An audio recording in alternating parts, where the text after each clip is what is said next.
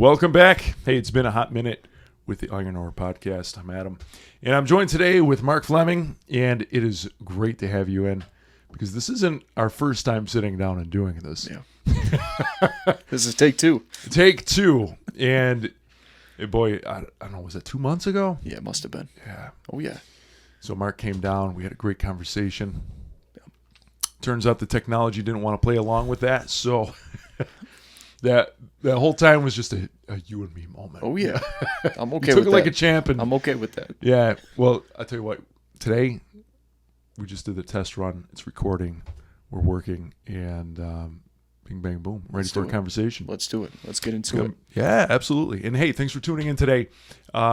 This is going to be a good conversation because Mark here does a lot of great things. And not only is he upgrading in jobs at the moment, but one of the things I'm actually really interested to break into a little bit more is talking about your coaching with kids and careers. Yeah. We're going to get into all this here in a little bit, but first of all, thanks for tuning in yourself, and a lot of great things. I know it's been a minute since we've caught up here on the podcast, but boy, there's a lot of things in the fire, a lot of exciting things. I'm not going to throw into this podcast, but things are moving. Things are cooking. Yeah. The men's retreat is actually open for registration right now. Really excited. That's going to be here in Buffalo in August, end of August. And that's going to be something you're going to want to be a part of. The homecoming here in Buffalo, we're coming off of that High Peak series in the Adirondacks, and we're starting a brand new series of local New York to National Park. So this year we're in Buffalo. We're going to just pack the house down at the Pitus Center down in the city. Got that all rented up. We've got some great speakers lined up, and we're just going to rock the house with the weekend. And then next year is going to be Acadia National Park out in Maine, and that's going to be phenomenal too. So Nice. A lot of cool things coming up. I want you to stay tuned. If you haven't already, subscribe for The Climb. It's the newsletter I put out, and even with that, that's been a little hiatus-y. Yeah. But there's a lot to say about the season of life, and I'm going to save that for another time. But glad you're here, and glad that you're here. Mark, tell us a little bit about yourself. So now you're moving into a new role. You're at M&T, and well, you're going to be starting at M&T. Yeah. Tell us about your position. What are you going to be doing? So it's going to be a business strategy lead position in the risk management department over at M&T. I'm pretty thrilled about it. Again, I start Monday after next. And it's a great company, big company here in Buffalo, about 8,500 here in Buffalo, headquarters. So I'm looking forward to that. A lot more in person than my last position. It was a global role, very virtual, so you don't get that in-person interaction, kind of like this, and you miss that after a while, right? So I'm looking forward to that. Maybe most of all, heavily involved in the community. M&T is always. So again, it aligns with my goals, my passions. I'm cool with it. So yeah, that's part of it. And then you hit on the other part. I think with the Alumni Association, mentoring and coaching some of the kids over there. So I'm on the student engagement committee there, and we hold events from time to time. And kids come up and they say, they don't have an internship, they don't have a job lined up, they don't have a LinkedIn, they don't have a resume fully complete and laid out. We help them out, right? They have a great career design center over at the school as well, career resource center. They got a whole bunch of stuff, but sometimes the kids just need a little extra help, right? A little extra direction, and I'm happy to provide that. So step in there, right? It could be as easy as a 30-minute meeting with these kids. What are your interests? What are your strengths? What are your passions? Try and get them into a good company, right? Because we've got some experience in this, right? They're coming straight out of college, and they just don't know some things, right? So, doing whatever we can to point them in the right direction. Yeah. I love that you're doing that. Yeah. And especially with coaching, it's a particular skill to be able to work with people like that. Yeah. And, I've run into people all the time, both on the ministry side and on the business side, of people who are spinning their wheels and trying to figure out a direction and where am I going? I don't know if I have it down yet. I don't know if I know what my purpose is in the midst of this. And especially when it comes to labor, it's easy even being in school because you have so many different things that are pulling on you. Yeah. You've got uncertainties, maybe self-doubts of what you want to do in life. Yeah. So maybe we can break that down because there's certainly people who tune in here who are asking that question. what am I doing with my life? Yeah. How do you approach somebody who is in that mindset? Like, what do you do with a kid that's coming up to you? Well, the first thing is try and sit down and just have some time with them, right? So maybe 30 minutes or so. That's where you start. If they're open to something like that, you know you're moving in a good direction already, right? So some kids, you'll offer it to them and they won't respond, or they'll be too busy, at that point in their life. Fair enough, right? But for the ones that do, you know that they've got their priorities right. You know that they're ready, right, for that next transition. But what do you do? I mean, I can tell you what I did. I mean, I reached out to a bunch of different mentors, right, both within the school and outside of the school, and I continue to take on mentors in different areas today, right? It's not just professionally, but also spiritually as well. I know I have a spiritual director, and he keeps me honest, right?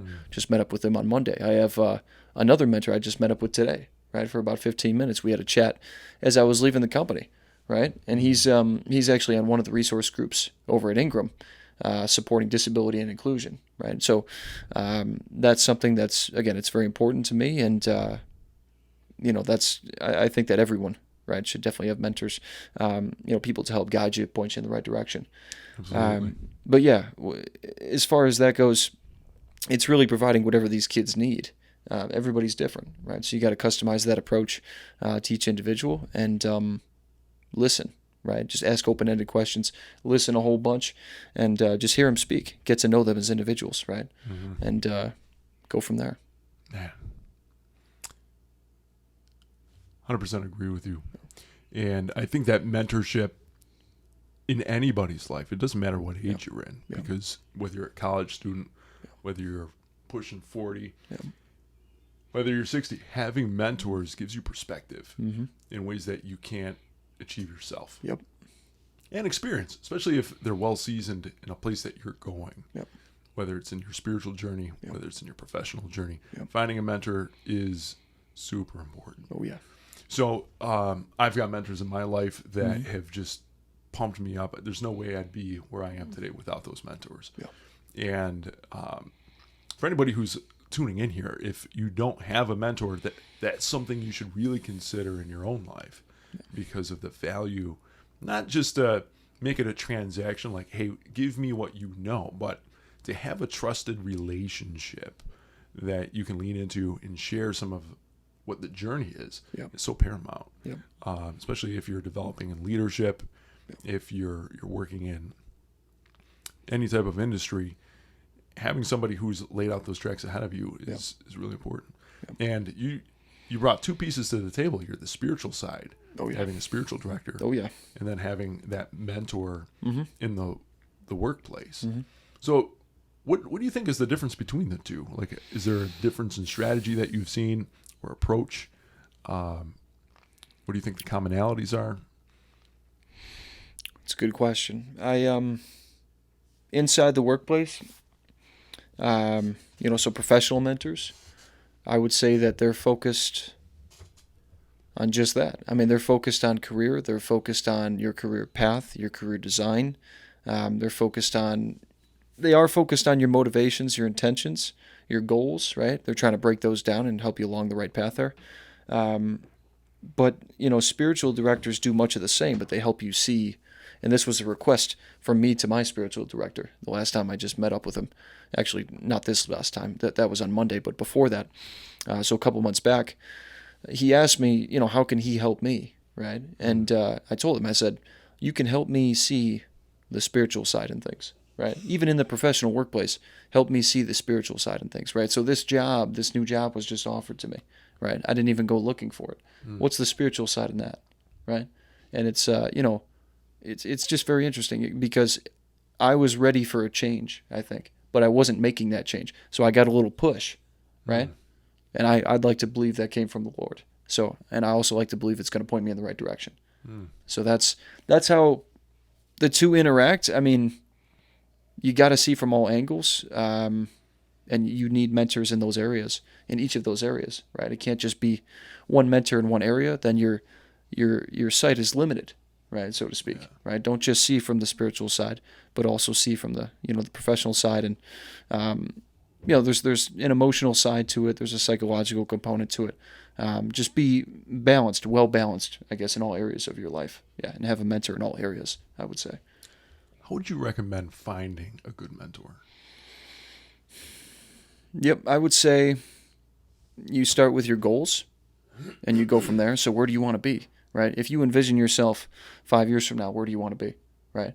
And then you go and find somebody who is that, right? And you reach out to them and you try and talk to them. It could be on LinkedIn, for example. Reach out, ask them, can you give me 30 minutes to sit down and have a chat, right?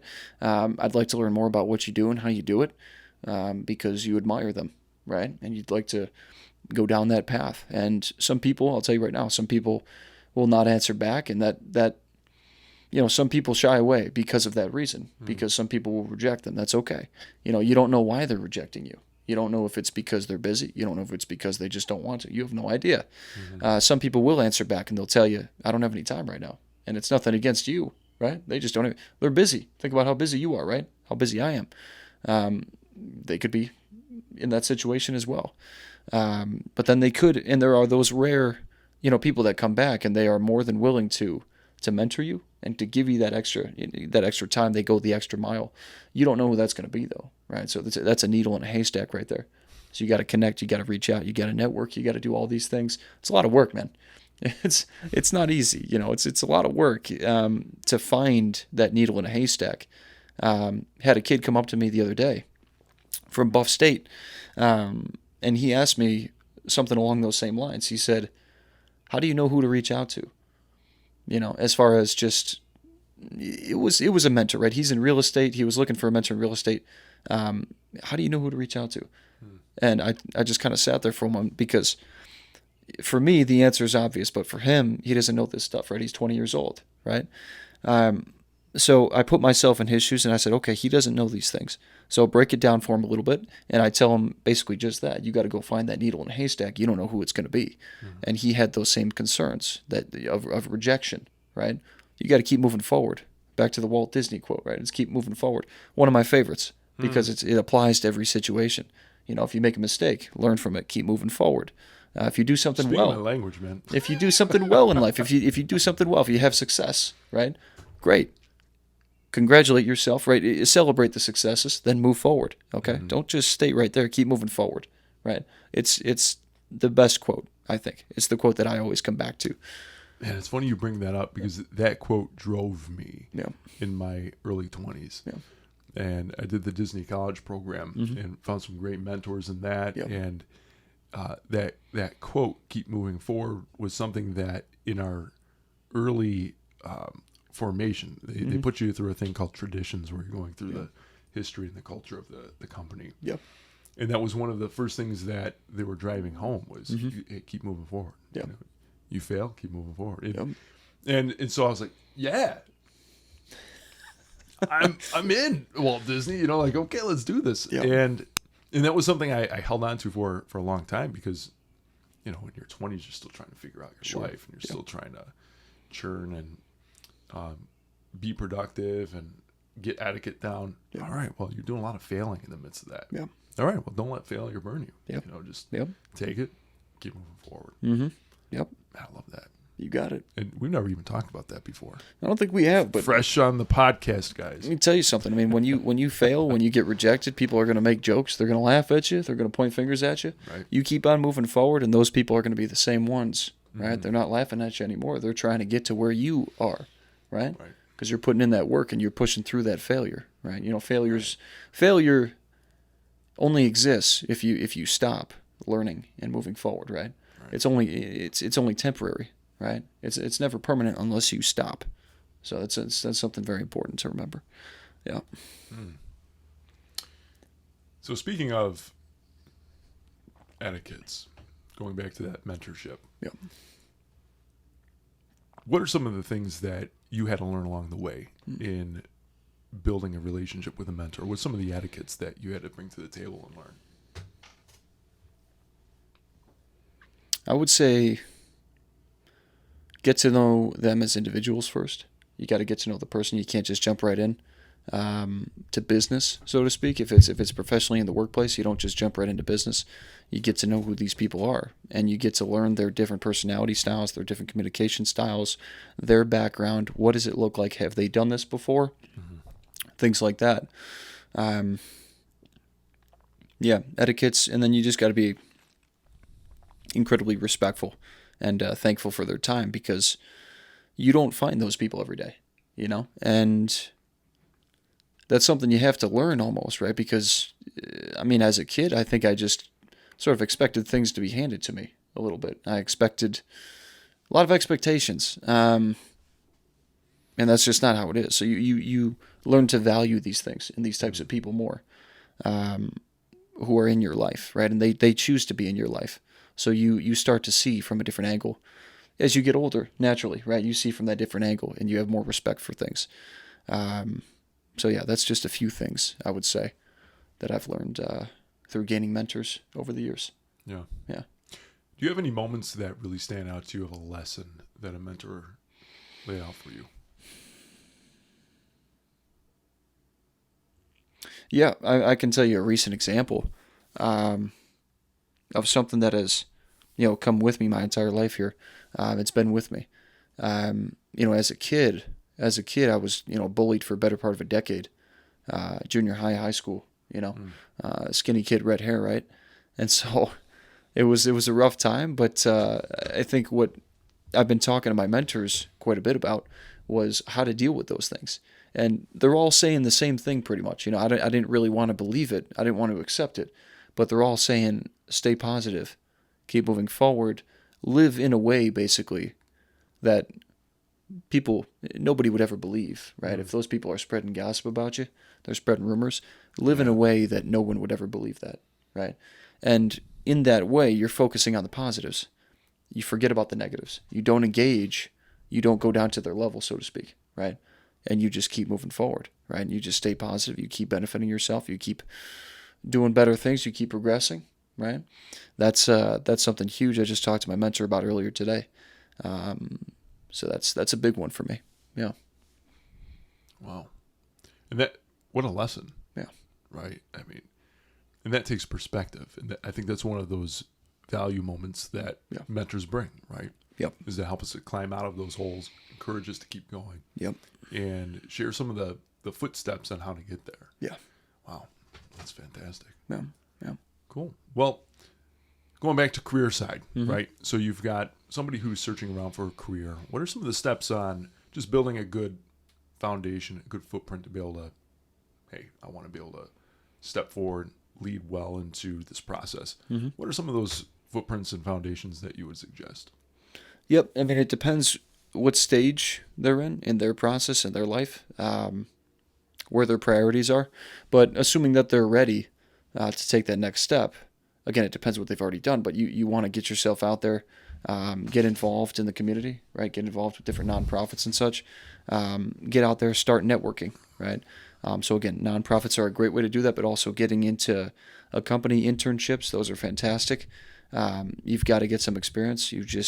You got to get out there. You got to get in the workforce, straight out of school, or even when you're still in school. That's going to get you moving in the right direction, building that network in any way that you possibly can, and then reaching out to those people and learning from them. You have to it's all about utilizing the network, right? If you've got, X amount of followers on any form of social media, but you don't utilize that network to your advantage, right, in a positive way, then it's meaningless, right? All those people follow you. You're connected with all these people, but you're not doing anything with it. Mm-hmm. So you've got to know how to get a network and utilize that network, and then opportunities come to you, right? Kind of like this position that came to me. So it's just little things like that. That's where I would have the kids start. Have you ever heard of a coach named Ken Coleman? I don't think so. So he's with Ramsey Solutions, Entree Leadership. Okay. And so he's got 3 points that I really enjoy from him on, how do you build this forward? And the first one is to just get clear. Yeah. The second is to get qualified, and then the third is to make the connections. Yep.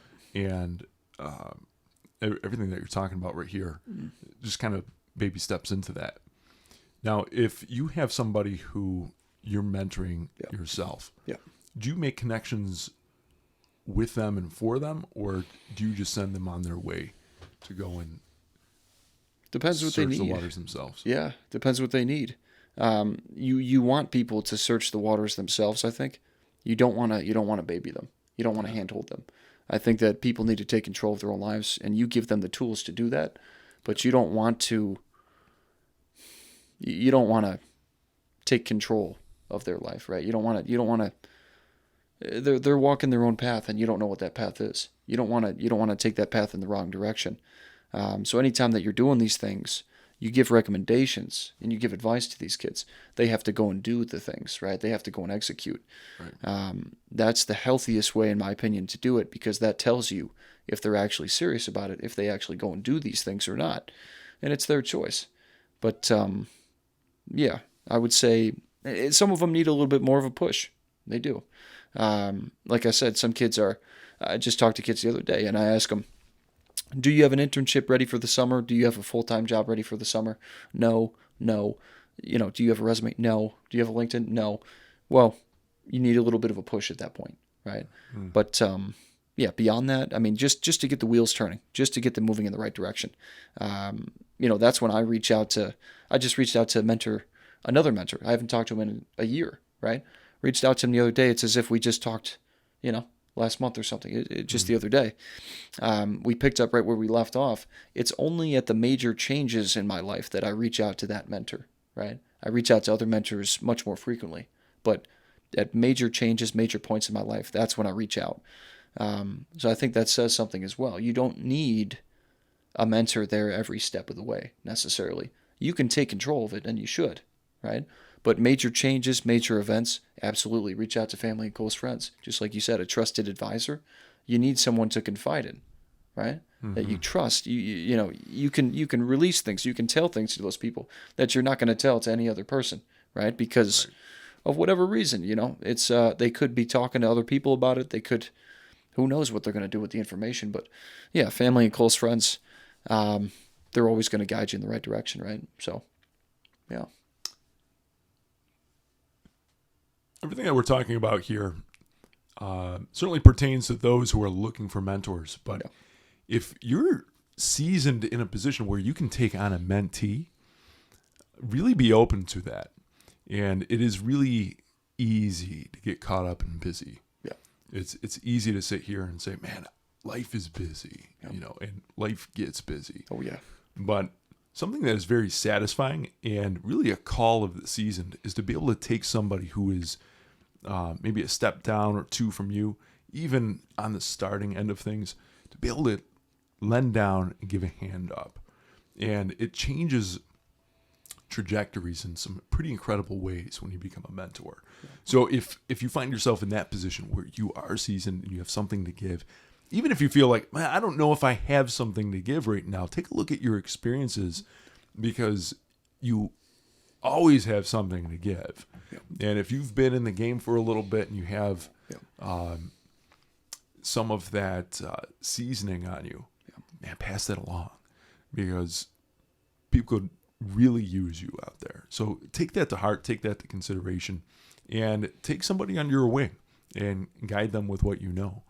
And for those who are out there just dreaming and doing, it's great to have those people. And whether you're just starting up, you need a mentor, or you're in the game and you can be a mentee, start making those connections. Take that responsibility to heart. Be in that place where you're in that market. You're exchanging those ideas. You're open to those opportunities. So just want to encourage that in you, because there's a lot of people who do sit on the sidelines think, I'm just too busy for that. You know, don't let that sink in. Don't let that anchor you into a place where you can't move from that. Open yourself up to that, because it doesn't take a whole lot. You know, an hour a month could be a great starting spot for that, right? You just sit down. Hey, I want to sit down with a college student, maybe someone from the church as a starting point, right? Maybe some of the young guys coming up in your business that you can take under your wing for a coffee, you know, stretch out that way. When I was working at Disney, there was so much opportunity from the leadership they were always open and available. If you approached them, they would answer. They never just stepped in and took people in, but they were open and receptive. And if you were able to go and knock on a door or make a call, send an email to any contact, I was able to sit down with the president of the Grand Floridian just by seeing him and saying, hey, can we sit down for a coffee? Yeah, I'd love to. Awesome. I got connected with the chefs in Victoria and Alberts. The sous chef there became one of my mentors. Just by asking, and I was able to make so many different connections with that just by asking. Everyone's available. At least made themselves available for it. So in the same way, just want to encourage you to do that if you've got that to give. Yeah, I'm going to guess that you do. So maybe turning the tables here for a second, because we started jumping into that reading conversation. I got my books in here, and we were just talking about that before we hopped on. But I think that's actually a great part of the conversation. Like, how do you continue to learn?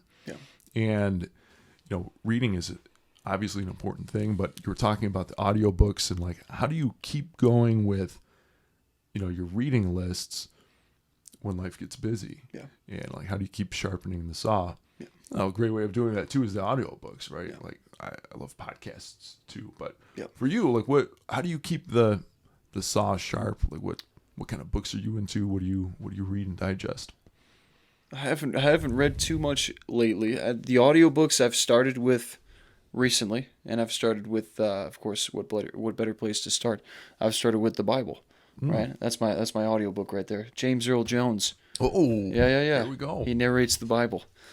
I swear, it's a real thing. Oh, that's awesome. So I have that, and my spiritual director has it actually on a CD. He actually purchased it. I just have it, on the trial, on Amazon, on Odyssey. I think it is Odyssey. But yeah, that's the first one I started with right there. There are free ones as well. I bought that one, but Libby is another one. I think that's. Is that the library portal? Yes, it is. And then there is one for podcasts as well. Libby is for books, and then there's another one for podcasts. The name is escaping me right now, but I can give it to you afterwards. My mentor, just earlier today, gave me the names of both of those, and he said they're fantastic. You go on there, you search for whatever you need, right? And the free stuff is going to pop up. It doesn't get any better than that, right? So, I love free. Yeah, that's what I'm into. Audiobooks, after a long day at work, you just don't have the energy, really, to pick up a book like one of these. I would love to read, some of the Atomic Habits. There you go right there, right? I'd love to just get into that a little bit, but sometimes you just don't have the time or the energy. So audiobooks, you've got somebody reading it to you. You're still taking in that information. You're still learning, right? But in a different way, and in a way that works for you. So. Yeah, I just finished the Atomic Habits audiobook. And I can't say I loved it. No. I didn't love it. But to the audiobook part, right? So I'm always digesting podcasts. I'm always on the move. And so when I'm in the car, that's the time when I'm listening to podcasts or audiobooks. Because I'm always driving. And so on my drive into work, it's usually about 30 minutes. I'm getting my rosary done in that time. On my way back, it's either an audiobook or a podcast. And audiobooks actually got me into the Audible listening back when I was 25. I was having this like quarter life crisis, and I was like, I got to be a better man, So I went to the library and I just picked up a whole bunch of audiobooks and I just started digesting them. And, I listened to inspirational speakers, I listened to history, I listened to all sorts of stuff, and it got me charged up because I was still doing a lot of driving back then. And I was just crushing audiobook after. I was like, I can't get enough of this. Because before that, I would just fill in my time driving with music. Well, I love music too. But something changed me at that time that I just got real hungry for learning more. And that kind of burned me out a little bit because I just went crazy on audiobooks. And for some of those audiobooks, it takes forever to get through. And you're, 8 discs in, you got 12 hours into an audiobook. You're like, I need to change this up a little bit. Mm-hmm. Mm-hmm. And that's when I started getting into podcasts Yeah. and started seeing some pretty cool podcast creators that were, you put out an hour's worth of content that's digestible. You can finish up a topic in that time. You're listening from some of these authors that are coming onto these podcasts, and you're like, okay, I just broke down that book in about an hour. Like, hearing from the guy, right? Yep. And so then I just ran the gamut with that, and recently I got back into doing audiobooks. Ran up against the same wall of like, boy, this is a 12-hour book. I gotta sit down and and you want to have continuity to it, because if you skip a week, then you're like, what did I listen to before this? And so it's like, all right, we're gonna plow through this. Yeah. So what is one of the books that you found inspiring in your journey? You mentioned the Bible, of course. Yeah. What a hit. With the Bible, I think it grounds me. Things get stressful, right? With work, a lot of pressure, a lot of stress. Middle of the day, maybe I'll just escape for half an hour, turn the lights down a little bit, put my headphones on, and just turn on that audiobook, right? And I'll just listen to the story. I mean, it just calms me down. That's what I need. You got to de-stress. You got to remember that there's, more to this situation, more to this project, more to this thing that you're doing. There's a whole nother side to things, right? There's a whole spiritual side. And I get caught up in those things, right? Very easily. So, I have to have better discipline with that. And, the audiobooks definitely help. Yeah. I mean, what hits? Everything. I mean, it's what I need. So, but yeah, I mean, you hit it on another good point right there, actually, with the quarter life crisis. I think that's another huge point. I think people have midlife crises because they avoid their quarter life crises, right? So that's very interesting, or a very good point rather that you mentioned. You should have a quarter life crisis. That's good, right? Because now you're making changes in your life. You're making adjustments at a crucial moment, right? You don't want to do that when you're 50, right? I don't think you want to. It's too late at that point, right? You've already lived a life. But quarter life crisis, you have a chance to change things, and it's a good thing. I was just talking with a buddy of mine earlier today. Every 2 weeks, I have a standing working coffee. We go just down the street to Public and get a coffee, sometimes a little donut, and we'll get some work done. But we just do some check-in. Just we talk about, hey, how you doing? Like what's your lot at the moment? How you feeling? And today we were actually talking about midlife crisis. Because we're both staring 40 in the face. We turned 40 this fall. And I mean, now this is midlife. So, and we were both talking about the midlife crisis, and we're not there. And he's a put together man. I'm actually going to have him on the podcast in June. This is going to be our topic. Not to break the ice on it, but if you're living out your purpose, you find that earlier than that. What is it God's calling you to do? Then you're not sweating 40, right? You're not sitting there and being like, life's half over. Maybe I'll make it to 90, so then I can put halfway to 45, right? But age is not something to be afraid of. It's something that you can season into and like, okay, what's the next round looking like? But if you don't have clarity, if you don't have calmness of the spirit that's guiding you, then you're going to look at that and you're going to say, what have I done? What am I doing with my life? And so if you're a young guy, you're in your 20s and you're still searching around for that, get clear first. Get clear then. Because if you get clear and you have purpose in your life that's driven by Christ, then it doesn't matter what's going to come next, because it's like, well, come what may. I know what I'm doing here. And even if you're not clear on what your labor is, but you're saying, I know that I've got divine purpose here, and whatever that is, it's going to be laid out. But if you're waiting halfway point, you're right. You run out of time. And you can do anything, right? You can turn your life around. Life has been wacky up to 40, 50. you're not out of time. I mean, if you still got breath in your lungs, Yeah. you can still make something happen. Mm-hmm. But people get some quit in them, though. They'll say, life's over. Yeah. You know, I'm just going to throw in the towel. I'm going to get into the drinking. I'm going to get into, you know, like maybe my wife's not good enough. Maybe my kids aren't good enough. I'm going to just check out at work. You know, you can't get to that. So just don't throw in the towel because you keep moving forward. Right? Yep. A lot of good gems in there. I mean, hey, having a constant. I mean, I keep a constant watch, as does my spiritual director for me, on where am I going with this. And we're talking about this the other day. I keep telling him, I can see a couple years down the road, but I don't know what the end goal is. Right? I can see what this is building into. Right? I'm involved with, I don't know how many different nonprofits in the community. Happy to be involved. Involved with the university, helping the kids out, doing good things at work, making good strides there. On all fronts, pretty much. You know, making some good progress. Amen. I can see a couple years down the road. It's looking green grass. You know, it's looking really good to me. But beyond that, you know, what's the destiny, right? What's the destination? I don't know.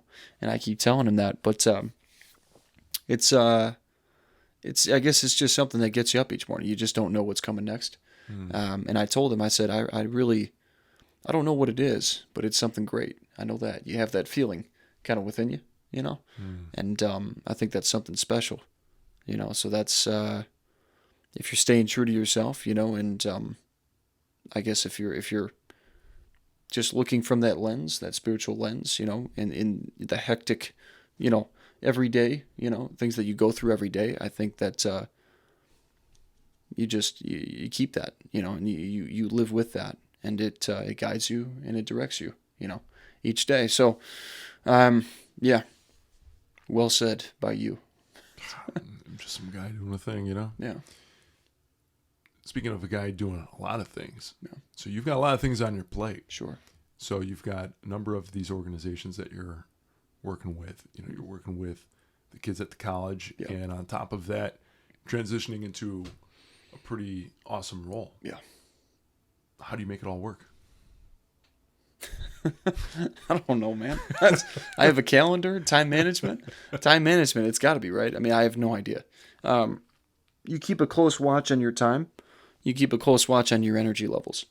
Dig into that a little bit. What do you mean by the energy levels? You can, if you're paying close attention to yourself, you can feel it. Again, it's something that you can feel within yourself. You know, if I do an event, if I go to a nonprofit event, I'm not doing another event tomorrow because I know how much that event takes out of me because I'm going to go meet 300 people. Yeah, I'm not meeting 300 people again the next day. That's not going to happen. And I don't drink coffee. I don't do anything like that. So it's just me, right? And that's how much energy that I have. And as far as the time management goes, it's just the calendar, plan everything. If it doesn't get on this calendar right here, it's not happening. It's just there's too much going on. That reminds me every time something's going on. So, but yeah, energy levels, eat right, exercise, monitor yourself, right? Get your sleep in, of course, and be careful where you use your time and your energy. You only have so much time. That's it. Value your time. Value your time. Value the time of everybody around you. And this life is short, you know? It's going to go by in the blink of an eye. So, you just got to keep an eye on those things. Yeah. Yeah. So when you take a look at your calendar, the list of organizations that you say yes to and the ones that you say no to, how do you filter those out?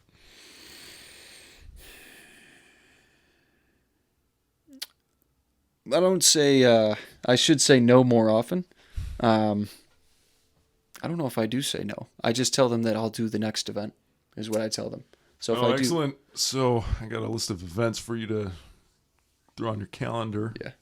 Excellent. Just say yes. Just say yes. Just say yes. We'll see if it works. We'll see if it works. I'm open to it. I'm always open to the opportunity. If I can't do all of them, I can guarantee it, but I will try and stop by for some of them. I can guarantee you that I'll get to some of them. But yeah, they know. I mean, these different organizations, I'm involved at different levels. So 3 levels is how I break it down. You've got volunteering. You can be on a committee. You can be on a board for different nonprofits. Those are the 3 different levels. That's how I break it down. Of course, you also have staff and everything, but this is just from the non-paid side of things. Yeah, so only on one board, well, technically 2 boards, right? But only 2 boards at a time. That's my limit. You start to realize your own limits, right? And you gotta keep to those. And again, use your time and your energy just in the right way, because there's only so much of it. But yeah, volunteering, and then different events. You show up once a year, twice a year, something like that. Yeah, you pick and choose whatever you can make based off of what that calendar looks like and everything else going on in your life. If you can't do it, you tell them, you catch them next time, and they understand. You know, nonprofits, everybody there understands, right? They're some of the most selfless people in the world. It's refreshing, really, to go from a corporate job into a nonprofit event. Completely different, right? 180, right? And it's just nice to be there. It's nice to know those people. They're great people. You know, it's not like they're incredibly successful. They're incredibly happy, right, with their lives, and they like what they're doing. If you consider that successful, then yeah, they're successful. Of course, everybody's looking at the money and titles and stuff like that, and they say that's success. I don't think that's success. I mean, those are just material things. Again, we come back to things versus people. You know, where do you want to spend your time? Do you want to spend your time on things, or do you want to spend it focused on people, right? A little bit of both, maybe, right? But yeah, so it's all the listeners out there, you know, put people before things. That's a huge piece of advice right there. Yeah. People before things. Yeah. That's something to really sit down and think about. I think there's a lot of meat to that. There is. And how do people screw that up? How do they get that backwards? You get caught up, man. You get caught up in life. You know, you get caught up, you look around you, right? And the majority of people, let's just say, the majority of people that you're around, maybe not the majority of people, but, and that also, you know, this goes into who you surround yourself with. So look at your friend group, right? Are those people focused on things, or are they focused on people? What are they focused on? What are their interests? What are their drives, motivations? You are the average of the 5 people you surround yourself with, right? That couldn't be more true. Surround yourself with the right people. And if you don't, you get caught up in material things. Now, that's a slippery slope, because material things you start to want, right? Greed starts to come in. Jealousy starts to come in, right? All these things start to come. Oh, this person has a greater title than I do. Now you're jealous, right? Now you're focused even more on material things because you want to get to that spot. Now you're doing things that you didn't think you would ever do in order to, I don't know, maybe take jabs at that person, right? Try and tear them down a little bit, right? You're off your path, right? You're not yourself. You're not being positive. You're falling into the negatives, right? So you got to monitor yourself constantly, you know, spiritual direction or whatever it may be. Mentors to keep you honest, right? I mean, things can get crazy. Take a step back, gain some perspective every now and again. Yeah. Man, I love that. What I love about this conversation is that you're speaking at it in a way that shows your heart of giving, right? I mean, you take people, and it shows that you're putting them before the things in your life. Yeah. And with a humble heart, because you really are active in a lot of ways, and just very intelligent when it comes to working with these relationships. Yeah. And so I really appreciate you bringing that to the table and sharing that piece of you for those who could take this and say, you know, I need to be able to give back to the ones who are coming underneath me, and for the ones who are coming on up, say, hey, I need to pursue that. So find people in your life that are like Mark, who are selfless and giving of their time, who are just abundant in the way that they give of themselves. And these people do exist. They do. And it's easy to get burned out there by bullies, like in your example, and you can get spiteful, you can get rageful at people and say, I'm going to disconnect. Maybe you've had a bad leader in your life that just put a bad taste in your mouth, like, forget management, There are good people that are worth spending time and learning from, and people like Mark exist out there in every level of organizations. And don't be afraid to knock on doors and get to know somebody beyond what just the working relationship is, or just whatever the transactional pieces in your labor or in your day in your life. Get to know somebody else, like jump into a relationship and be a little vulnerable and brave in the midst of that, because it requires courage to be able to step up to somebody and say, hey, can we sit down and talk? There's vulnerability to that that is a barrier to entry. That's just inside of your head, right? And so the worst thing that somebody can say is no. And any respectful type of leader that's out there is going to be able to sit down and make time for you. And some people really are crazy busy, but sometimes that's just a roadblock, that they put up for themselves. And if asked respectfully, some people will throw down those walls and say, you know what, I got time. I got time for a coffee. Let's take a lunch break. So, find those people and pray about it. Take it to your prayer. Your labor is something that requires prayer in your life. And especially if you're trying to live a life ordered correctly, where you have your faith guiding all of the rest of your life, take that into your work and take that into your mentors. And especially if you don't have a spiritual director, finding somebody who can just help guide you through that spiritual journey as well is something of immense value. So, hey man, this was awesome. Thanks for coming and spending the time in crafting out this message. And man, I appreciate it. Yeah, no, I'm happy to be here. Thank you for having me, of course. If anybody reaches out to yourself and they need any direction, you're welcome to come to me.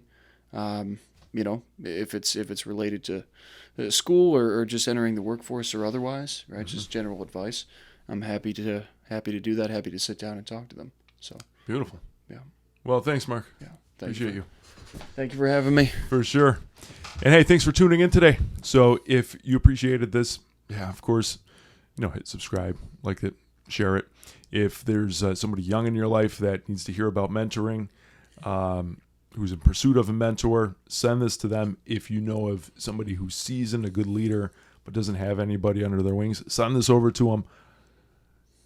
Prod, ask, knock on doors, and things will be open to you. So, keep going.